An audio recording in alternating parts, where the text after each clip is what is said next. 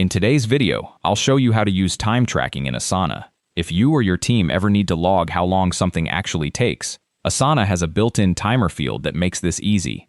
To get started, I'll open my project and head into the list view. Let's jump in.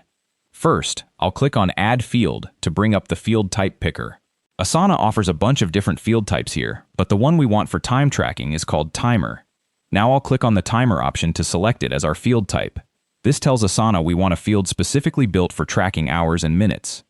Since the title box needs an entry before we can continue, I'll click Create Field to trigger a quick prompt, and that opens up the title box so I can type in a name.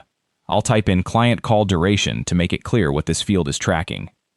With the title in place, I'll click Create Field again to actually add it to the project. And there it is, a brand new timer column, ready to use on any task. Now I'll click into that field on one of my tasks to log some time. I'll type in 1 hour and 45 minutes.